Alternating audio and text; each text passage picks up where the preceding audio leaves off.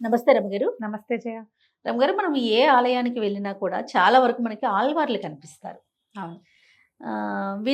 వీరికి సంబంధించి ప్రత్యేకమైన ఏదైనా కథనాలున్నాయా? అసలు ఎవరు ఈ ఆళ్వార్లు? చాలా ప్రత్యేకమైన కథనాలుంటాయి జయ. విష్ణువాలయాలన్నిట్లల్లో ఆళ్వార్ల సన్నిధి తప్పకుండా ఉంటుంది. విష్ణు భక్తి పరులు ఆళ్వార్లంటే. అళ్ళాకి దీర్ఘం రాసి కింద వావుతో ఆళ్వారు అనకూడదు, ఆళ్వార్. ఆళ్వార్. ఆళ్వార్ తిరువడిగళే శరణమని వారికి నమస్కారం చేస్తే విష్ణువుకి నమస్కరించినట్టే. భగవత్ సేవ కంటే భాగవత సేవ చాలా గొప్పదని చెప్తారు.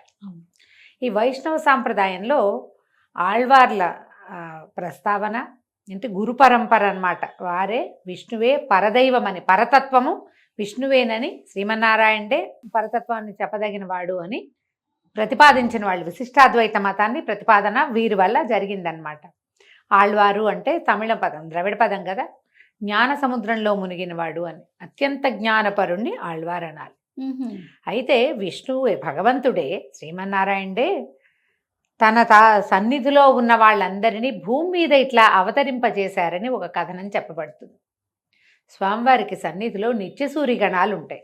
అనంత గరుడ విశ్వక్సేనాది నిత్యసూరి గణాలు. అనంతుడంటే ఆదిశేషువు, గరుడుడంటే గరుక్మంతుడు గరుడాళ్వారు, విశ్వక్సేనుడు స్వామివారి సేనాధిపతి. వీళ్ళు ముగ్గురు అయిందా.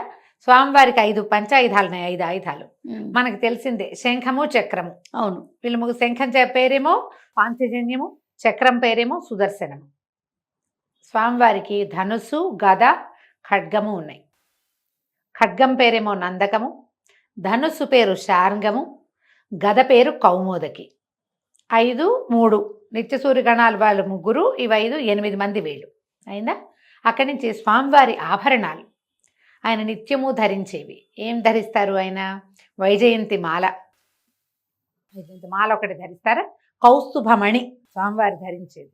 తర్వాత ఆయనకి శ్రీవత్సలాంఛనుడు అని చెప్తారు. ఆయనకి ఛాతీ మీద ఒక మచ్చ ఉంటుంది, గోవత్సము వలె ఉన్నటువంటి ఒక మచ్చ, శ్రీవత్సము అంటారు. కౌస్తుభము, శ్రీవత్సము, వైజయంతి వీళ్ళు ముగ్గురు. 8, 3, 11. 12వది అమ్మవారు లక్ష్మీదేవి. స్వామివారితో పాటు ఉండేది ఎవరెవరు? శ్రీదేవి, భూదేవి. అయితే లక్ష్మీ అంశతోటి భూదేవే గోదాదేవిగా అవతరించింది అని చెప్తారు. అమ్మవారు భూదేవే అవతరించింది, అందుకని గోదాదేవిని తెలిసే గోదా అంటేనే భూమి నుంచి పుట్టింది అని. ఈ 12 మందిని 12 మంది అయ్యారుగా లెక్క. ఈ 12 మందిని భూమి మీద అవతరింపజేశాడు స్వామివారు తనని ప్రతిపాదించేందుకు. ప్రజలు అటు ఇటు వెళ్ళిపోకుండా 4 యుగాలలోనూ, కృతయుగ, త్రేతాయుగ, ద్వాపరయుగ, కలియుగాల్లో, త్రేతాయుగాల్లో ధర్మం నడిచిపోతూనే ఉంటుంది. ద్వాపరయుగం మధ్యకి వచ్చిన దగ్గర నుంచి క్రమంగా ఏమవుతుంది? ధర్మము తరిగిపోతూ ఉంటుంది. కలియుగపు ప్రభావం వచ్చేస్తుంది. కలియుగంలో మానవులు తలా ఒక పక్కకి వెళ్ళిపోతారు. అనేక రకాలైనటువంటి పాషండ మతాలు వస్తాయి. వాటిని అరికట్టి భగవన్మార్గం వైపుకి ప్రజలని, మానవులని నడిపించడానికి భగవంతుడే పూనుకొని తన సన్నిధిలో ఉండేటువంటి ఈ నిత్యసూరి గణంతో పాటు తన ఆయుధ ఆభరణాదులని కూడా ఇట్లా భూలోకంలో పుట్టించారని, వారే ఇక్కడ వెళ్ళమని ఆజ్ఞాపిస్తే స్వామివారి ఆజ్ఞతోటే ఈ భూలోకంలో పుట్టి కొంతమంది యోనిజులుగా, కొంతమంది అయోనిజులుగా కూడా జన్మించారు. కొంతమంది వారంతటి వారే పుట్టిన వాళ్ళు. గోదాదేవి మనకి తులసి చెట్టు మొదట్లో దొరికిందని చెప్తాం కదా. తులసి కాననోద్భవగానే చెప్తారు. ఆమె ఎక్కడే దొరికింది ఆయనకి. ఎవరికన్నారు? ఏమీ లేదు, తవ్వుతున్నారు, తులసి చెట్ల కోసం తవ్వుతున్నారు, తులసి వనంలోనే దొరికింది ఆవిడ. సీతాదేవి ఎట్లా దొరికింది? అయోనిజుగా. అలాగే గోదాదేవి కూడా అదే విధంగా దొరికింది.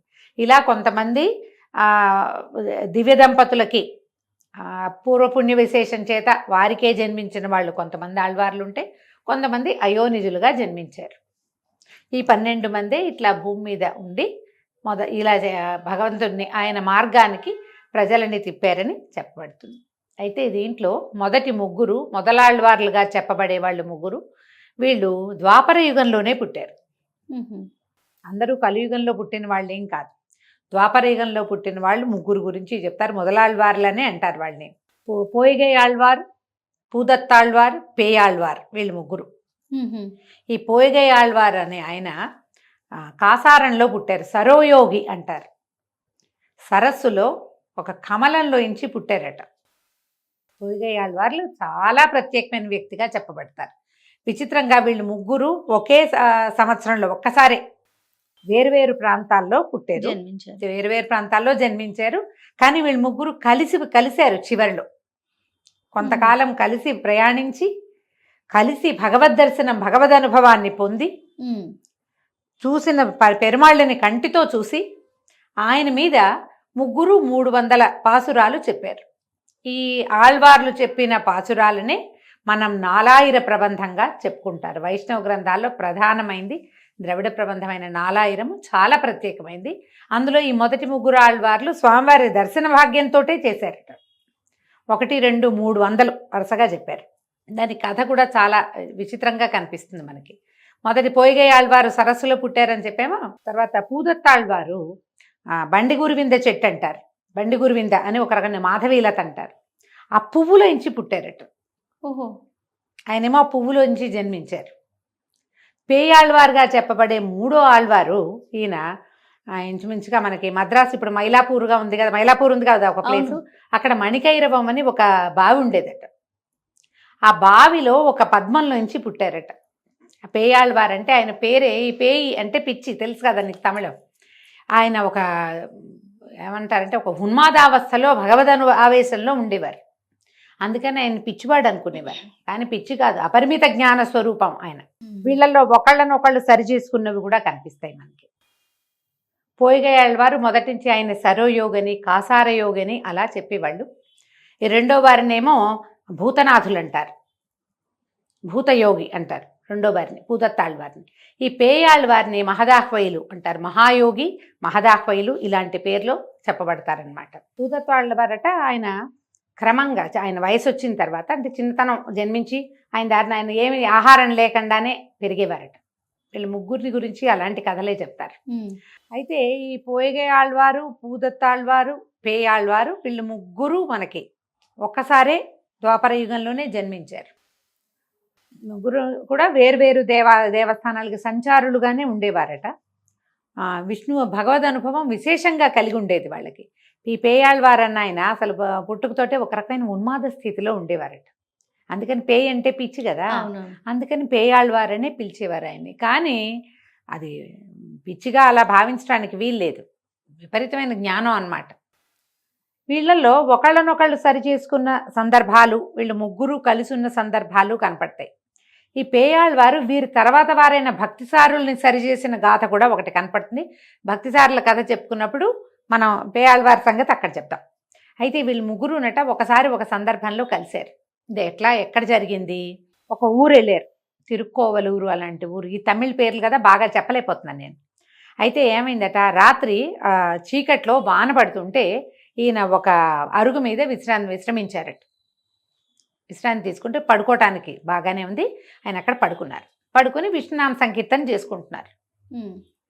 విశ్రాంతిగా పడుకునేసరికల్లా బయట నుంచి ఇంకో కంఠం వినపడింది ఆయనకి. ఈ వచ్చింది ఎవరు, పొయ్గై ఆళ్వారు వచ్చి, ఈ భాగవత భక్తుడికి కూడా ఇక్కడ, భగవద్దాసుడికి కూడా ఇక్కడ అవకాశం ఉందా, నేను కూడా ఇక్కడ తలదాచుకోవచ్చా అంటే, ఈయన ఎప్పుడైతే ఆ కంఠం విన్నారో తనలాగానే విష్ణుభక్తి పరుడు ఒకడు వచ్చాడని, ఈయన రండి రండి పర్వాలేదు, ఒకళ్ళైతే పడుకోగలం, ఇద్దరమైతే కూర్చోవచ్చు మనం అని చెప్పి కూర్చుందామని ఆయన్ని లోపలికి పిలిచారు. అదొక చిన్న గుడిసె లాంటిది అనమాట, ఒక అరుగు తాలూకు పంచ. ఆ వాన చీకటి చలి దాని నుంచి రక్షింపబడ్డానికి రెండో ఆయన్ని కూడా లోపలి పిలిచారు. ఇద్దరు చేరుకో పక్కన కూర్చుని మళ్ళా విష్ణునామ సంకీర్తన చేసుకుంటున్నారు. ఇప్పుడు మూడో మనిషి వచ్చారు అక్కడికి.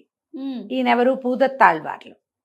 ఆయన కూడా నా విష్ణు సంకీర్తన చేసుకుంటూ వచ్చి, ఈ భగవద్దాసుడికి ఇక్కడ అవకాశం లభిస్తుందా తలదాచుకునేందుకు అని అడిగేసరికల్లా వాళ్ళకి తెలిసింది మనలాంటి వాడే అని. దానికి ఏం అభ్యంతరం లేదు, ఇద్దరం కూర్చున్నాం, నువ్వు కూడా వస్తే ముగ్గురు నుంచుంటాం పర్వాలేదు.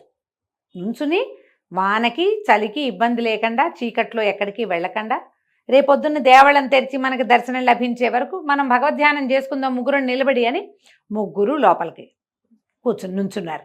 నిలబడి విష్ణునామ సంకీర్తన చేసుకుంటున్నారట. చేసుకుంటుంటే కాసేపటికి ఎవరో నాలుగో వ్యక్తి లోపలికి వచ్చినట్టు తెలిసింది వాళ్ళకి. మనిషిని అర్థం కాల, ఎవరో తెలియలా. వచ్చారు వీళ్ళతో పాటు. వీళ్ళకి ఇరుగ్గా ఉంది అది. కానీ మనిషి స్పర్శ తెలియటల్లా. నాలుగో మనిషి నుంచుంటే తెలియద్దు. ఒక్క కాసేపటికి ఆయన కూడా వచ్చిన ఆయన కూడా విష్ణునామ సంకీర్తన చేస్తున్నాడు. సంకీర్తన శబ్దం వినేసరికి ఒక భగవదావేశం కలిగిందట వీళ్ళకి. ఆ కంఠం అతిమానుషమైనది, అలౌకికమైన కంఠస్వరం అది. వీళ్ళకి ఒక రకమైన ఉద్రేకం వచ్చి ఆ ఉన్న వ్యక్తి ఎవరో తెలుసుకోవాలనిపించింది అనమాట. ఇంకా కంఠాలు పెంచేశారు, పెద్ద పెద్దగా సంకీర్తన చేస్తున్నారు. ఒక 2-3 నిమిషాలు గడిచేశారు కల్లా సర్వేశ్వరుడు ప్రత్యక్షమయ్యాడట. శ్రీమన్నారాయణుడే శంఖచక్ర గదాపాణిగా వారికి ప్రత్యక్షమయ్యాడు. రాత్రిపూట వానలో చీకట్లో ముగ్గురు తన భక్తులకి స్వరూపంలో స్వామి పెరుమాళ్ళు ప్రత్యక్షమయ్యాడు. ఆయన చూసి ఎంత ఆనందమో ఎంత సంతోషమో పట్టలేకపోయారట. ముగ్గురు 300 శ్లోకాల పాసురాలని స్వామివారి మీద చదివారు. ఇవేమిటి? మొదలు తిరువందాది, ఇరు తిరువందాది, మూడు తిరువందాది అని చెప్తారు. మొదటిది 100, రెండో 100, మూడో 100. ఈ 100 శ్లోకాలు 100 పాసురాలు ఎలా చెప్పారు? మొదటి పాసురం తాలూకు చివరి భాగం, చివరి పదం రెండో దానికి మొదలనమాట. అంతము ఆది, అంతాది, తిరువంతాది, దాని పేరే అదనమాట. అందాది అంటారు లేదా అంతాది, మనం తెలుగులో చెప్పుకుంటాం కాబట్టి అంతాది చెప్పుకుంటాం. 300 పాసురాలని స్వామివారి మీద చదివారు. పరమేశ్వరుడిగా శ్రీమన్నారాయణుడి ఆ దర్శనాన్ని లభించడం వల్ల ఇక మహదానందంతో వాళ్ళు ఎంతో అద్భుతంగా ఆయన మీద ఇవి చెప్పారు. ఈ 4,000 ప్రబంధం అని చెప్తారు, ద్రావిడ ప్రబంధం. వైష్ణవంలో ప్రధానంగా చదవలసింది 4,000. 4 ఆయిరాలు, 4,000 పాసురాలు అవి. మనం గోదా తల్లిని గురించి చెప్పుకుంటాం, ఆమె చెప్పింది 30 పాసురాలు. ఈ 30 కాకుండా ఇంకా ఉన్నాయి ఆమెవి, ఇంకా ఉన్నాయి. వటపత్ర సాయి మీద చెప్పినవి అవి ఉన్నాయి. అవి వీరివి. ఇవి కాకుండా వీరు వేరు దేవస్థాల దివ్యదేశాలకు వెళ్ళినప్పుడు, దివ్యదేశాలు ఉన్నాయి కదా 108 దివ్యస్థలాలకు వెళ్ళినప్పుడు, దేవాలయాలకు వెళ్ళినప్పుడు వారు చెప్పిన అనేక రకాల పాసురాలని కూడా ఈ 4,000లోకి చేర్చారు. 700కి పైగా పాసురాలు ఈ మొదలాళ్వార్లుగా చెప్పబడే వీళ్ళ ముగ్గురువి ఉన్నాయట. ఈ విశేషంతో మనం ఆళ్వార్ల గాథలు మొట్టమొదట చెప్పుకోవాలి. మనం ఏదైనా ఒక విష్ణువాలయానికి వెళ్ళామంటే తప్పకుండా అక్కడ ఆళ్వార్ సన్నిధి ఉంటుంది. అవునండి. విశేషమైన పురాతన దేవాలయాల్లో ఆళ్వార్ల సన్నిధులు ఉండటం అంటే బహుశా ఆ దివ్యదేశాన్ని ఆళ్వార్లు సందర్శించటమో, ఆళ్వార్ల ప్రేరేపణతోటి ఆ దేవాలయం నిర్మించబడటమో, వారెక్కడ సిద్ధి పొందటమో, లేదా అక్కడ భగవద్ అనుభవం వారికి కలిగి ఆ స్వామి మరింతగా ప్రజల్లోకి తెలియటము జరిగి ఉండొచ్చు. అందువల్ల ఆళ్వార్ సన్నిధులు ఖచ్చితంగా ఉంచుతారు ప్రత్యేకంగా. ఒక్కొక్క చోట ఒట్టి నమ్మాళ్వార్లో ఒకదే ఉన్నది కూడా మనకు కనపడుతుంది. కొన్ని చోట్ల ముగ్గురు కనిపిస్తారు, కొన్ని చోట్ల 12 ఆళ్వార్లు 12 మంది కనిపిస్తారు. ఎప్పుడైనా ఒక విష్ణువాలయ దర్శనం చేస్తే అక్కడ ఉన్న సన్నిధులన్నీ దర్శించాలి. ఆళ్వార్ సన్నిధి ఉంటే తప్పకుండా వారిని దర్శనం చేస్తేనే ఈ దేవాలయ దర్శన ఫలితం లభిస్తుంది మనకి. మనం లోపలికి వెళ్ళంగానే కుడి చేతి వైపు గరుడాళ్వారు కనపడతారు. వాళ్ళు గరుకుమంతుడి సన్నిధికి ఎదురుగుండానే కదా స్వామి వేంచేపు చేయించుకుంటారు. సాధారణంగా వాళ్ళ తాయార్ల సన్నిధి అటు ఇటు ఉంటుంది. లక్ష్మీదేవి భూదేవి, శ్రీదేవి భూదేవి, లేదా లక్ష్మీదేవి గోదాదేవి, గోదా అమ్మవారి సన్నిధి కనపడుతుంది. ఆ దేవాలయపు పద్ధతిని బట్టి ఏ సన్నిధులు ఉంటే అక్కడ తాయార్ల సన్నిధి, ఆళ్వార్ల సన్నిధి తప్పకుండా చూడాలి. ఒకవేళ క్షేత్రపాలక సన్నిధి ఉంటే అది కూడా చూడాలి. మనం ఈ ఒక చీకటిలో మనకి వెలుతురు చూపించేవాడు గురువు. అజ్ఞానాంధకారంలోంచి మనని జ్ఞానం వైపుకి నడిపించేవాడే గురువు. ఇప్పుడు ఈ వైష్ణవ సిద్ధాంతం ప్రకారం పరతత్వము, పరమేశ్వరుడు అంటే ఈ పరతత్వము, ఈ ప్రపంచాన్ని నిర్మించిన శక్తి శ్రీమన్నారాయణుడే అని ప్రతిపాదించబడింది. శ్రీ వైష్ణవ సిద్ధాంతం విశిష్టాద్వైతం అని చెప్తారు. ఆ దారికి ప్రజలని అక్కడికి మళ్ళించినందుకు ఈ దిక్కుతోచక కొట్టుకునే వాళ్ళందరికీ ఎవరి వల్ల మనం పుట్టాం, ఎవరి దగ్గరికి మనం వెళ్తాం, ఎవరిని మనం ప్రార్థించాలి, ఏ దైవాన్ని మనం తలుచుకోవాలి అనేది మనకి అర్థమయ్యేలాగా చెప్పి పరతత్వ బోధ చేసినందుకు వాళ్ళని గురువులుగా భావించి మనం వారి దర్శనం చేసి తీరాలి. మామూలుగా మనకి వీళ్ళు చెప్తారు, మనం నాయనార్ల గాథలు చెప్పుకుంటాం, ఆళ్వార్ల గాథలు ఇలా చెప్తామా? మనకు ఎలా తెలుసు? మన ప్రాంతం వాళ్ళైనా తెలుగు వాళ్ళలో ఎవరున్నారు మనకి? భక్త కన్నప్ప అవును కనపడతాడు. శివభక్తుడు. విష్ణు భక్తుల్లో మనకి ప్రత్యేకంగా కనపడే వాళ్ళు ఎవరు? మనకి పురాణ గాథల ప్రకారము గజేంద్ర మోక్షం వింటాము, తర్వాత ప్రహ్లాద చరిత్ర వింటాము, అంతేగా, ప్రహ్లాదుడు కదా ఇవి. ఆ తర్వాత ఏం చేస్తాము? ఆంజనేయ స్వామి రామావతారంలో ఆంజనేయుడు, తర్వాత ఏమో భక్త శబరి, గుహుడు, వీళ్ళ కథలే మనకు తెలుసు. ఇప్పుడు ఈ పురాణ గాథలు కాకుండా మనతో పాటు భూమి మీద పుట్టి మన ముందు తరాలలో ఉండి భగవద్ రామానుజులు మనకి 1000 సంవత్సరాల ముందే, 2000 మొన్నే కదా ఉన్నది. అంటే మన ముందే ఉన్నారు. ఇప్పుడు మనం చెప్పుకుని ఈ మొదలాళ్ళ వారు ఉన్నది ఎప్పుడు? దీంట్లో ద్వాపర యుగంలో ఉన్నారు. అక్కడి నుంచే మొదలైంది ఇది. మనని ఆ దారి మళ్లించినందుకు కృతజ్ఞతగా వారికి నమస్కారమైనా చేసుకోవాలి. ఎక్కడైనా కనపడితే దేవాలయంలో వెళ్ళాం, ఆళ్వార్ తిరువడిగళే శరణమని ఒక నమస్కారం చేసుకుని వీరి వారిని ఆచార్యులుగా భావించి వీరొకరు ఉండటం వల్లే మనకి ఈ దారి కనపడింది. విశిష్టాద్వైతం వీరి వల్లే ప్రతిపాదించబడింది, వీరి వల్లే ముందుకు వెళ్ళింది. తర్వాత భగవద్ రామానుజులు ఇచ్చి దాన్ని అందిపుచ్చుకుని దాన్ని మరింతగా ముందుకు తీసుకెళ్లారు. మొదలుపెట్టింది వీళ్ళు. కాబట్టి ఈ మొదలాళ్వార్లని మనం తలుచుకోవాలి. నాకు లభించినంత కథ, నేను చెప్పగలిగినంత కథే చెప్పాను. ఆళ్వార్ల చరిత్రలోని పుస్తకాలు కనపడతాయి. నిదానంగా చదివితే వీరిని గురించిన మరిన్ని వివరాలు తెలుస్తాయి. మనం ఎప్పుడు అలాంటివి తెలుసుకోము. అవునండి. మనకల్లా తెలిసింది గోదాదేవే. ఎందుకంటే సంవత్సరంలో ఒక నెల రోజులు ఆమె సంతకం పెట్టి వదిలిపెట్టింది. అంతే. ఆమె సంతకం వల్ల మనం ఏం చేస్తాం? ఈ నెల రోజులు తిరుపావై వింటాము, అర్థమైతే అవుతుంది, లేకపోతే లేదు. కానీ ఖచ్చితంగా విష్ణువాలయానికి వెళ్ళి ప్రసాదం, ధనుర్మాసము, తర్వాత గోదా కళ్యాణము, ఇవన్నీ మనకు కనపడతాయి. తెలుగువారి జీవితాల్లో ప్రత్యేకమైన స్థానం ఉంది వాటికి.